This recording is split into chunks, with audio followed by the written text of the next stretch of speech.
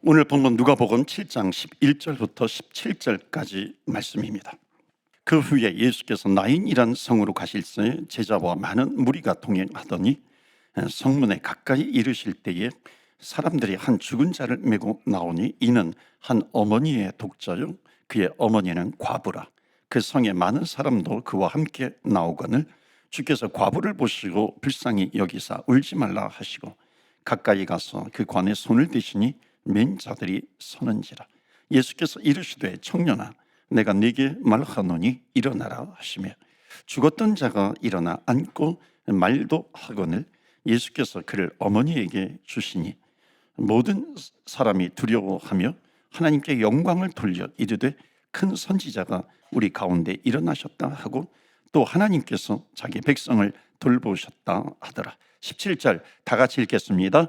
예수께 대한 이 소문이 온 유대와 사방에 두루 퍼지니라. 아멘. 하나님의 말씀입니다.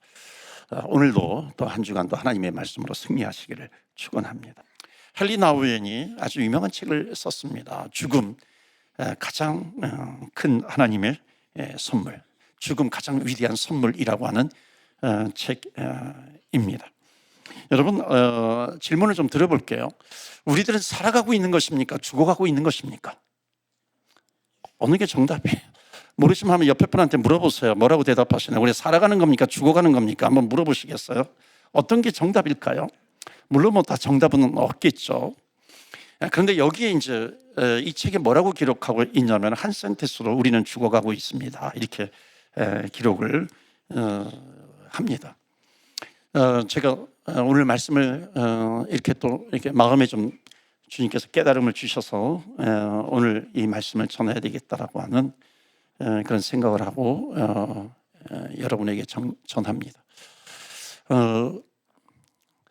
우리는 죽음의 문턱에서 때로는 살아나기도 하고 또 죽기도 합니다. 그렇다면 죽음의 문턱에서 사는 것은 은혜고 하나님의 은혜고 죽는 것은 하나님의 은혜가 아니라 저주인가요? 여러분 우리는 이런 부분에 대해서 우리는 질문을 해야 하는 거죠.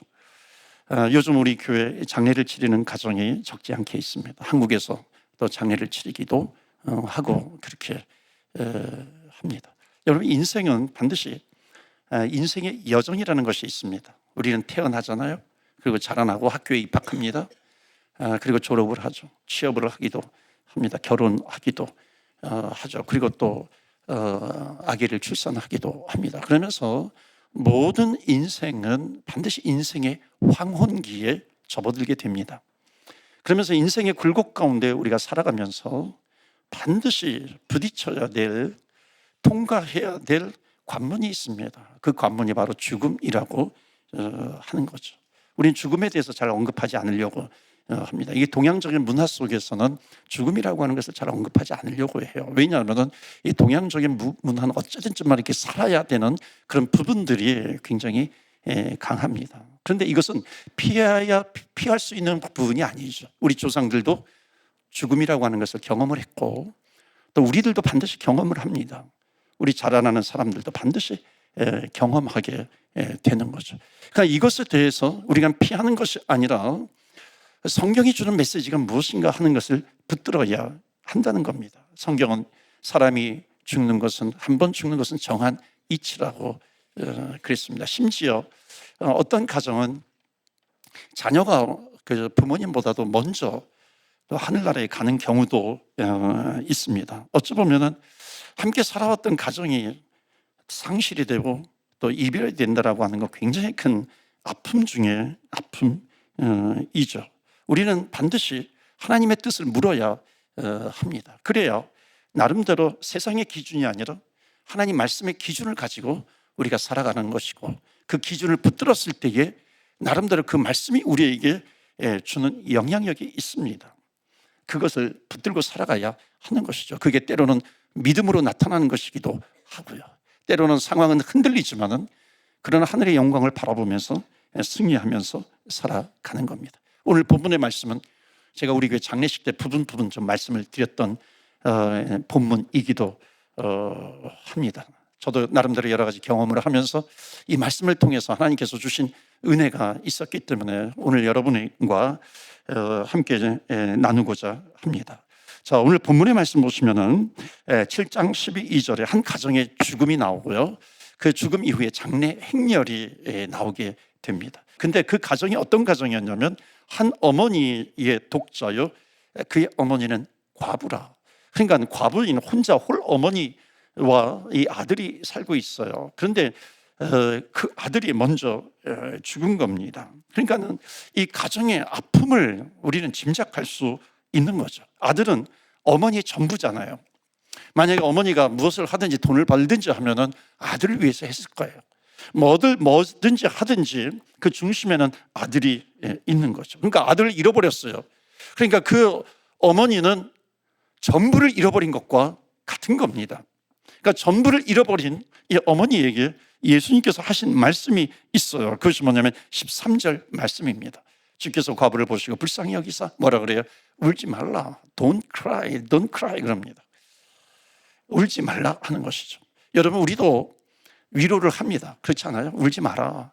나름대로 어떤 아픔이 있는 가정에게 위로를 합니다. 그런데 우리가 위로하는 것은 굉장히 많은 부분 감정적인 위로입니다. 그런데 지금 예수님께서 말씀하시는 이 울지 말라라고 하는 것은 우리 인간의 감정적인 위로를 넘어서는 예수님의 권세 있는 권면을 지금 말씀하고 있는 겁니다. 그러니까 너가 지금 잃어버렸다고, 전부를 잃어버렸다고 슬퍼하느냐? 너가 슬퍼서 지금 이렇게 있느냐? 그때 주님께서 하시는 울지 마라라고 하는 그런 부분의 핵심 메시지는 뭐냐면 너가 전부를 잃어버렸느냐? 그런데 내가 너의 옆에 있어 라고 주시는 그런 메시지이기도 합니다. 내가 너의 옆에 있기 때문에 너는 나를 얻을 것이다 라고 하는 메시지입니다. 어찌 보면 우리가 가장 중요하다고 생각하는 사람이 있습니다. 내가 가장 의지하고 싶은 그런 사람이 있잖아요. 그러니까 그 사람을 잃어버렸을 때에 주님이 우리에게 말씀하시는 것이 있습니다. 그가 너의 전부가 아니라 내가 너의 전부다라고 하는 것을 말씀하고 있는 겁니다. 그러니까 너가 지금 사랑하는 사람이 죽어서 아프지만은 가장 의지할 수 있는 그 아들이 먼저 죽어가지고 고통스럽고 안타깝지만은 그러나 기억해야 될 것은 뭐냐면 너는 너의 전부를 잃어버린 것이 아니라고 하는 겁니다. 한국의 CCC의 대표로 오랫동안 활동하셨던 김준곤 목사님, 그러니까 젊었을 때 신앙생활 오래전에 70년대라든지 80년대 신앙생활 하셨던 분들은 아마 다 기억하실 겁니다. 캠퍼스 사역을 하면서 수많은 젊은이들을 주님의 품으로 인도했고요. 또 선교사 배출도 많이 하는 그 CCC 단체가 있죠. 그런데 이분이 열심히 사역을 하는데 하나님께서 그의 29살 되는 딸을 하나님께서 데려가신 거죠. 그러니까 위암으로 세상을 떠납니다. 목사님은 절망을 합니다. 그러니까 절망하고 원망하면서 신음하다가 이 마지막에 위로를 받으면서 아주 유명한 아름다운 글 한 편을 남겼습니다. 제목이 딸의 죽음, 그 존재의 제로점. 내 딸은 세상에 살기 위해 온 여인이 아니었다. 침묵과 침묵, 주님의 제로와 나의 제로, 주님의 고통과 나의 고통, 주님의 죽음과 나의 죽음이 만나고 있는 것이 아닌가. 나의 언어, 행동, 생각, 존재조차 다 멈춰버린 정지된 시간이었다. 뒤에 생각해 보았는데 나는 주님이 정말 섭섭했던 것이다. 유난히 순하고 고왔던 그 아이가 수술 후에 167일 동안 매일 고통 속에 살아가는 것을 바라볼 수가 없었다. 내가 할 수 있는 일이란 기도밖에 없었다. 딸이 토할 때마다 나는 내 죄를 창자까지 토했고 자나깨나 앉으나 일어서나 딸을 번갈아 부르며 숨쉬듯이 기도했으나 내 생에 가장 애절한 기도는 무참히 거절을 당했다. 하지만 기도를 거듭하던 어느 날 아브라함이 이삭을 바치는 순종의 결심을 하면서부터 모든 지각에 뛰어난 하나님의 평강이 기적처럼 내 마음에 찾아오기 시작했다. 한 가지 깨달은 것은 나는 그를 대신할 수 없고 그도 나를 대신할 수 없고 우리를 대신할 수 있는 분은 오직 주님 한 분밖에 없다라고 하는 것을 깨닫게 되었다는 거죠. 딸을 보내면서 이 목사님 아주 단련을 하신 겁니다. 내가 그의 전부도 아니고 그가 나의 전부도 아니고 우리 주님께서 우리의 전부라고 하는 겁니다. 여러분, 이것을 붙드셔야 돼요. 이거 붙들고 승리하시는 겁니다. 죽음 앞에서 우리가 얻는 것이 무엇일까요? 우리는 우리의 전부를 잃어버려도 우리의 전부이신 하나님을 찾는 은혜가 죽음 속에 있다라고 하는 것을 여러분 믿고 사시기를 주의 이름으로 축원합니다. 아멘. 그래서 첫 번째 메시지 다 같이 읽어봐요. 시작. 울지 말라는 말씀 앞에 우리는 전부를 잃고 또 전부인 하나님을 얻게 된다는 것입니다.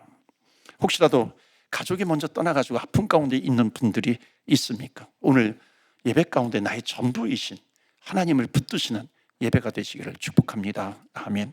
두 번째로는요, 14절 보시면은 예수님께서 그 장례 행렬을 하고 있는데 예수님께서 두 가지 중요한 것을 합니다. 하나는 뭐냐면 그 관의 터치에 손을 대시는 겁니다. 그 다음에 두 번째 대시면서 내가 말하노니 일어나라 말씀하시는 겁니다. 그럼 터치했다라고 하는 것, 그 관에 손을 대는 건 굉장히 의미 있는 표현입니다. 왜냐하면 예수님은 우리를 위해서 십자가에 달려 돌아가셨습니다. 그 십자가에 못 박힌 그 손으로 지금 예수님은 그 관에 손을 대고 있는 겁니다. 그럼 관이라고 하는 것이 뭐예요? 관이라고 하는 것은 그 장례 행렬, 장례식의 가장 그 슬픔의 중심부가 바로 이 관이라고 하는 겁니다. 근데 그 슬픔의 중심을 지금 예수님께서 만지고 계시는 겁니다. 그리고 일어나라 말씀하십니다. 그러니까 예수님께서 그 관의 손을 터치하시면서 일어나라 이렇게 말씀하시는 것은 이거는 누구만이 할 수 있냐면 죽음보다 크신 분만이 할 수 있다는 겁니다. 죽음보다 크신 분만이 그 관의 손을 대시면서 일어나라 말씀하시는 거죠. 이 메시지가 뭐예요? 주님은 무엇보다도 크시다는 겁니다.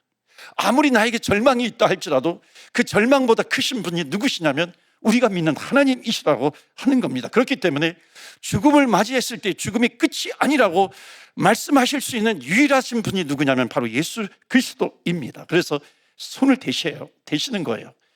그러면서 일어나라 말씀하십니다. 여기에 주님께서 주시는 메시지가 있어요. 여러분, 슬픔의 이유가 무엇인가요? 여러분, 죽음을 슬퍼하는 이유는 뭐냐면 죽음이라고 하는 것이 내 가족을 데려갔기 때문에 그런 것이죠. 죽음이라고 하는 것이 이 내 가족과 이렇게 갈라놓게 된 것입니다. 다시 오지 못한다라고 하는 것을 알기 때문에 내가 슬퍼한다라고 하는 것이죠. 마치 죽음이 우리의 인생 가운데, 가정 가운데 주인 행세를 하고 있는 것입니다. 그런데 예수님이 관에 손을 대세요. 터치하세요. 그리고 일어나라. 이것은 죽어도 여호와 하나님의 것, 살아도 하나님의 것이다라고 하는 겁니다. 그러니까 사람은 살아있을 때만이 아니라 죽어서도 하나님의 것이다라고 하는 것을 말씀하고 있는 겁니다. 그렇기 때문에 손을 대시면서 일어나라 말씀하시는 거예요. 그러니까 사나 죽으나 주님의 것이다라고 하는 것이죠. 여러분, 우리는 죽는 날이 있어요. 여러분, 돌아가시는 날이 있을 겁니다. 우리의 조상도 그래왔고 앞으로도 이거는 우리 인류의 역사 가운데 계속해서 일어나게 될 것입니다. 그런데 주님께서 하시는 말씀이 있어요. 그것은 뭐냐면 터치하시고 일어나라 말씀하십니다. 이것은 뭐냐면 너는 나의 것이야. 죽음의 것이 아니라 너는 나의 것이야. 너가 죽음의 소유가 되는 것이 아니라 너는 주님의 소유가 된다라고 하는 것을 주님께서 말씀하시는 겁니다. 여러분, 여러분의 죽음을 죽음이 소유하고 계십니까? 소유하고 있습니까? 아니면 주님께서 우리의 죽음을 소유하고 있는 것입니까? 우리의 인생을 주님께서 소유하고 있는 것입니까? 그래서 바울은 얘기하죠. 이 로마서 14장 8절에 보시면 사나 죽으나 우리는 주의 것이로다 말씀하고 있습니다. 저는 이 말씀이 너무너무 좋아요. 우리가 살아도 주를 위하여 살고 죽어도 주를 위하여 죽나니 우리가 사나 죽으나 우리는 주의 것이로다. 아멘. 너무 좋지 않습니까? 여러분 한번 외워보세요. 이런 말씀은 외워야 됩니다. 그 말씀을 읽을 때마다 참 감동이 됩니다. 한번 읽어보세요. 한번 기회를 드릴 테니까 한 번만 읽어보시고 한번 외워보시기를 바랍니다. 우리 다 같이 시작. 살아도 주를 위하여 살고 죽어도 주를 위하여 죽나니 그러므로 사나 죽으나 주의 것이로다. 아멘. 한번 옆에 분 한번 확인해 보세요. 왜 제대로 외우셨는지 한번 외워보세요. 암기가 좀 부족하신 분들은요, 뒤에만 외우시면 돼요. 사나 죽으나 우리가 주의 것이로다. 아멘. 내가 살아도 주의 것이고 죽어도 주의 것이라는 거예요. 그러니까 살아도 주의 것, 죽어도 주의 것. 살아도 주의 것, 죽어도 주의 것. 예수님께서 손을 대시면서 말씀하시는 겁니다. 저는 이 말씀이 우리의 심장에 새겨지면 좋겠습니다. 우리의 가슴에 새겨지면 좋겠어요. 너가 아들을 빼앗겼다고 생각하느냐? 살아도 나의 것이고 죽어도 나의 것이야 말씀하시는 겁니다. 우리 다 같이 두 번째 메시지 다 같이 읽겠어요. 시작. 우리는 사나 죽으나 주님의 것이다. 아멘. 믿으십니까? 아멘. 이 말씀이 너무너무 좋아요. 살아도 주의 것, 죽어도 주의 것입니다. 15절 말씀 보시면 죽었던 자가 일어나 앉고 말도 하거늘 예수께서 그를 어머니에게 주셔요. 아들이 살아난 겁니다. 16절 말씀 보시면 우리 다 같이 읽겠어요. 시작. 모든 사람이 두려워하며 하나님께 영광을 돌려. 아멘. 여기까지. 그리고 예수에 대한 소문이 이렇게 사방에 퍼집니다. 장례식장에서 사람들이 표현한 것이죠. 사람들이 하나님께 영광을 돌렸다. 왜냐하면 그 생명의 주인이 바로 저 주님, 예수님이시라고 하는 것을 알았기 때문이죠. 죽음보다 크신 분이 바로 저 주님이시다라고 하는 겁니다. 더 나아가서 이 죽음보다 크신 이만을 노래하는 것이 아니라 죽음 앞에서 우리에게도 부활이 있다라고 하는 것을 말씀하고 있는 겁니다. 그것을 보여주시는 것이죠. 그러니까 지금 하나님께 영광을 돌렸다라고 하는 것은 주님께서 주신 메시지가 뭐냐면 반드시 부활이 있어. 죽음이 끝이 아니야. 살아도 나의 것, 죽어도 나의 것. 그것에 연결된 것은 뭐냐면 부활이에요. 다시 살아나게 된다라고 하는 겁니다. 그러니까 너희 가족의 어떤 이별의 아픔, 상실의 아픔, 죽음의 아픔이 있을 때에 그 죽음만 보는 것이 아니라 그 죽음 뒤에 있는 부활, 그것을 보라고 하는 것입니다. 그것을 보게 되면 하나님께 영광을 돌리게 된다는 것이죠. 뉴크 대학에 아주 유명한 그 로렌 위너라고 하는 그 여교수님이 계십니다. 이분이 정통 유대인이었어요. 정통 주이시였는데 캠브리지 대학 대학원에서 공부를 하다가 예수님을 영접한 거예요. 예수님이 너무너무 좋은 거예요. 그러니까 많은 책을 썼습니다. 그런데 나에게 어떤 돈을 많이 줘도 나는 예수님과 바꿀 수 없다. 그러면서 한편으로는 아주 신실한 크리스찬이 되었지만 또 나름대로 정통 주이시였는데 그 주이시의 유대인의 전통이 있는데 그런 우리 기독교가 알지 못하는 좋은 전통을 이분이 또 책으로 쓴 겁니다. 그게 뭐냐면 머드하우스 사바스예요. 머드하우스 안식이라고 하는 거죠. 그러면서 부제가 붙었는데 기독교가 잃어버린 부유한 영적 유산 유대 전통에서 배우다 하는 겁니다. 그러니까 거기에 애도하는 기간을 이야기를 해요. 그래서 처음에는 일주일 동안 집에만 있고 외출하지 않는 애도 기간을 갖습니다. 그 다음에 한 달 동안은 조심스럽게 외출을 하고 마지막 네 번째 주에는 공동체 안으로 들어가게 되면서 이제 정상적으로 생활을 하게 되는 것이고 그 다음에 1년 동안의 카드시라고 하는 애도의 기간이 있습니다. 그 기간 동안에 하나님의 영광을 올려요.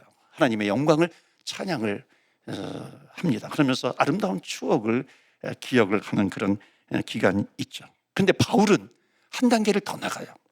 성경에 나오는 바울은 뭐라고 얘기하냐면 부활을 얘기하고 있습니다. 고린도전서 15장 12절에 보면 그리스도께서 죽은 자 가운데서 다시 살아나셨어. 부활이죠. 그것이 전파되었거늘 너희 중에서 어떤 사람들은 어째 죽은 자 가운데서 부활이 없다 그러느냐 하는 거예요. 19절 말씀 마지막에 보면 이런 말씀이 있습니다. 다 같이 읽어요. 시작. 만일 그리스도 안에서 우리가 바라는 것이 다만 이 세상의 삶뿐이면 모든 사람 가운데 우리가 더욱 불쌍한 자이리라. 바울은 아주 냉정하지만 확신 있게 얘기하는 겁니다.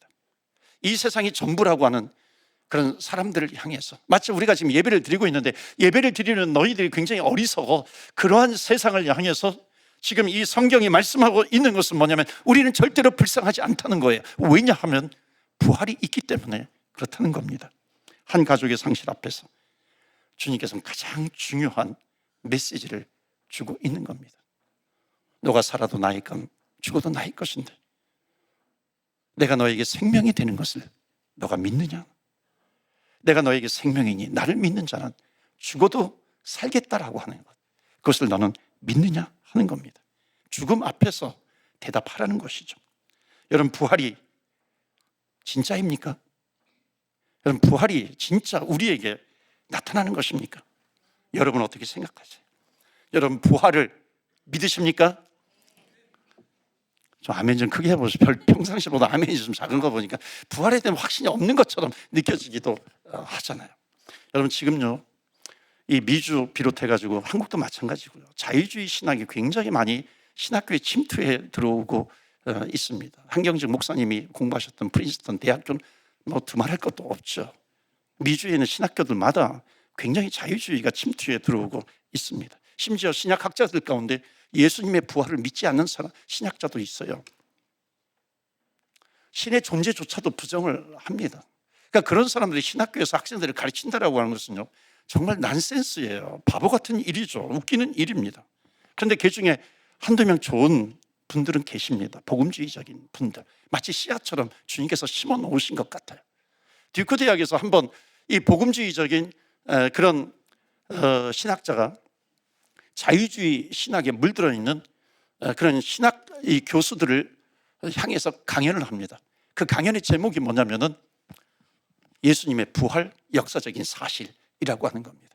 그러니까 주님의 부활이 역사적인 사실이라는 것이, 그 강연을 하는데 그 강연을 마치자마자 거기에 앉아있던 그 수많은 자유주의 신학자들이 일어나가지고 다 같이 이렇게 기립박수를 치고 있는 겁니다. 그러니까 그때 크리스천 투데이에 그 기자가 참여를 했는데 그 현상이 너무 이상한 거예요. 그래서 끝난 다음에 그 교수님에게 물었다는 겁니다. 이분들이 왜 부활이 사실이라 그러는데 일어나서 박수를 치고 있습니까? 어떻게 생각하십니까? 그때 이분이 뭐라고 대답을 하냐면, 부활을 믿지 않으니까 그 영혼이 곤고한 겁니다. 그 영혼이 목말라서 그러는 것이죠. 사랑하는 성도 여러분, 부활이 있다는 것을 믿으십니까? 아멘이세요. 부활은 하나님의 사랑의 결정체입니다. 너가 죽어도 나의 것, 살아도 나의 것, 죽어도 나의 것. 이것은 반드시 부활이 있는데, 그 부활은 내가 너를 자녀 삼아 주었기 때문에 너를 향한 나의 하나님이 얼마나 큰지 그 부활을 통해서 보여줄게 하는 하나님의 자신감이에요. 그렇기 때문에 확신 있게 그것을 체험한 바울은 얘기하는 겁니다. 여러분, 부활을 통해서 진실로 사랑하는 자녀라고 하는 것을 주님은 말씀하실 겁니다. 우리는요, 조금 뒤에 부활이 있어요. 그래서 나름대로 우리는 호기심 많은 그런 질문들을 합니다. 그러니까 부활하면 우리는 어떻게 될 것인가? 어떤 몸으로 변화가 될 것인가?